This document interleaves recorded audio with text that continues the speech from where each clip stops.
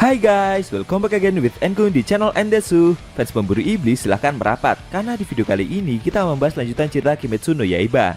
Setelah Kanroji Mitsuri, sang pilar cinta yang kali ini akan terjun ke medan pertempuran demi menolong penduduk desa penebar pedang dari serangan para iblis. Lebih tepatnya, kita akan mereview manga Kimetsu no Yaiba chapter 112 yang bersumber dari website manga kita, Mangaku atau Komiku. Buat kalian yang belum lihat review chapter sebelumnya, bisa klik link di pojokan atas video ini ya. Dan buat kamu yang cuma ngikutin animenya atau tidak mau kena spoiler, Enkun sarankan mending stop videonya aja dari sekarang. Nah, di chapter 112 ini Kanroji-san datang dan menolong warga desa dari serangan para iblis. Di sisi lain, Tanjiro bersama Nezuko kembali terhempas oleh tebasan kipas yang Karaku lancarkan.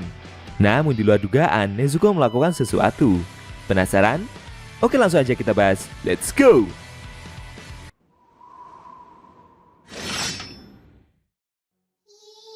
Di awal scene kita diperlihatkan seorang warga desa yang menyalakan alarm peringatan karena para monster ikan milik Gyoko telah sampai ke pemukiman dan menyerang. Naasnya penduduk yang menyalakan alarm tersebut termakan oleh salah satu iblis ikan yang menyerang. Semakin lama kerusuhan semakin menjadi-jadi. Para warga berlarian dan berusaha menghindari kejaran dari para monster ikan itu. Beberapa warga mencoba melawan dengan menggunakan sabit, pisau dan semacamnya. Sayangnya mereka tidak berdaya menghadapi para monster ikan itu. Saat kepanikan yang semakin menjadi-jadi, Kanroji-san datang tepat waktu dan mulai mengalahkan para monster yang ada. Sambil mengalahkan para monster ikan itu, pilar tersebut meminta maaf kepada para penduduk desa atas keterlambatannya. Melihat kedatangan pilar cinta itu membuat para warga merasa bersyukur. Sedangkan di lokasi tempat di mana kepala desa berada, mereka juga diserang oleh seekor monster ikan yang berukuran super raksasa. Para pemburu iblis dan penjaga desa telah dikalahkan. Bahkan kondisi dari kepala desa juga sedang tersudut dan terluka parah karena digegam oleh monster ikan tersebut. Seorang penjaga desa yang berada di lokasi itu tidak mampu berbuat apa-apa.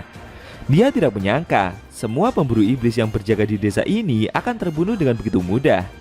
Penjaga desa itu berusaha untuk bangkit dan menyelamatkan kepala desa, tapi dia merasa tidak mampu untuk menghadapi monster ikan yang ada di hadapannya itu. Di luar dugaan, tiba-tiba Kanroji-san muncul di hadapan penjaga desa tersebut.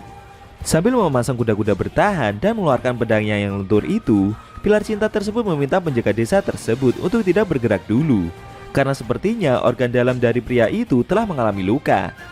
Penjaga desa yang melihat kedatangan pilar itu merasa bersyukur. Dia juga terkejut dengan wujud pedang Nichirin milik Kanroji-san tersebut, karena pedang milik pilar itu ditempa langsung oleh bapak kepala desa, yang notabene adalah penempa pedang terbaik. Hasil dari tempaannya menciptakan bentuk pedang yang sangat aneh. Pedang itu sangat lentur dan seakan bisa bergerak seperti ular. Melihat kedatangan pilar cinta itu membuat monster ikan tersebut mengamuk. Lalu dia menyerang pemburu iblis tersebut. Akan tetapi dengan sigap Kanroji-san berhasil menebas monster itu dengan sekali serang. Beberapa saat seperti tidak terjadi sesuatu. Namun tiba-tiba tubuh monster ikan itu seperti tersayat-sayat dalam skala besar. Kanroji-san berkata jika hatinya akan bergetar terhadap mereka yang melukai orang lain. Perlahan tubuh monster ikan itu mulai terpotong, lalu hancur. Setelah berhasil dikalahkan, secara perlahan tubuh monster ikan itu seperti terbakar dan mulai menghilang. Akhirnya kepala desa berhasil diselamatkan. Dengan sigap Kanroji-san menangkap kepala desa yang terjatuh itu. Sambil menangis, dia berharap jika kakek tua itu akan baik-baik saja.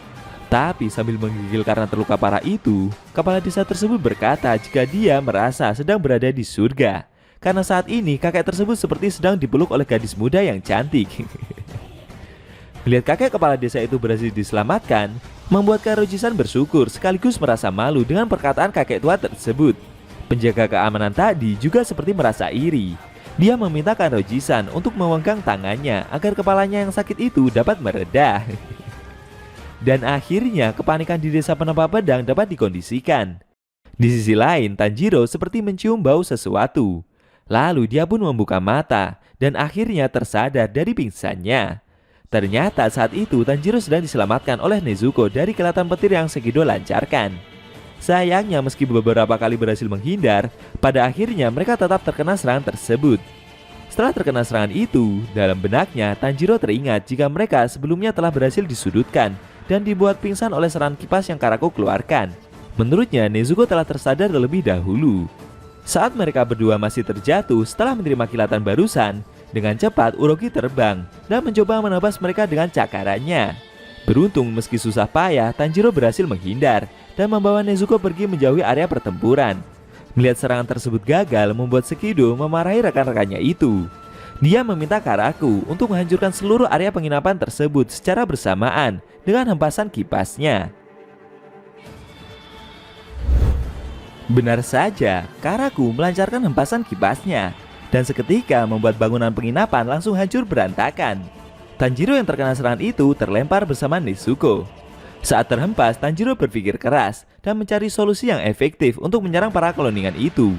Tapi anehnya saat terhempas itu, Nezuko malah memegang pedang kakaknya tersebut, bahkan sampai berdarah. Tanjiro yang menyadari akan hal itu terkejut. Apa yang sebenarnya sedang adiknya lakukan? Beberapa saat kemudian, bangunan tersebut telah berhasil diluluh lantakan. Ketiga kloningan iblis itu masih berdiri di depan lokasi tersebut. Karaku berkata jika dengan ulahnya barusan membuat pemandangan menjadi lebih indah. Sekido berpendapat jika sekarang ini tidak ada tempat lagi bagi mereka untuk bisa bersembunyi. Efek dari kehancuran yang begitu besar sampai membuat Nezuko sampai tertindih puing-puing bangunan. Tanjiro meminta adiknya untuk bertahan. Dia juga berjanji tidak akan meninggalkan Nezuko begitu saja. Tapi anehnya Nezuko malah semakin menggenggam pedang milik kakaknya itu. Tanjiro berkata jika dia akan segera menyingkirkan reruntuhan yang menindih tubuh adiknya tersebut. Dia juga meminta Nezuko untuk menghentikan aksi yang dia lakukan. Namun semakin lama, genggaman Nezuko semakin erat, sampai membuat pedang tersebut berlumuran banyak darah. Tanjiro bersikeras meminta adiknya tersebut untuk berhenti melukai tangannya itu. Di luar dugaan, darah yang melumuri pedang Tanjiro tersebut perlahan terbakar. Tanjiro terkejut, dia menyadari jika pedangnya telah terbakar karena darah dari adiknya tersebut. Membuat warna pedangnya juga berubah menjadi merah, dikarenakan temperatur pedang hitam itu naik. Tanjiro tidak menyangka jika darah iblis dari Nezuko akan dapat merubah warna pedang miliknya, menghasilkan sebuah pedang darah yang membara. Ikatan dan persahabatan antara Tanjiro dan Nezuko telah menciptakan sebuah pedang merah. Apakah dengan pedang tersebut akan mampu menebas para kloningan iblis itu? Lalu apa yang akan Kanro-Jisan lakukan setelah dia berhasil menyelamatkan para penduduk desa sebelumnya? Apakah dia juga akan datang membantu para pemburu iblis tersebut? Sayang sekali, scene cerita manga Kimetsu no Yaiba chapter 112 telah berakhir.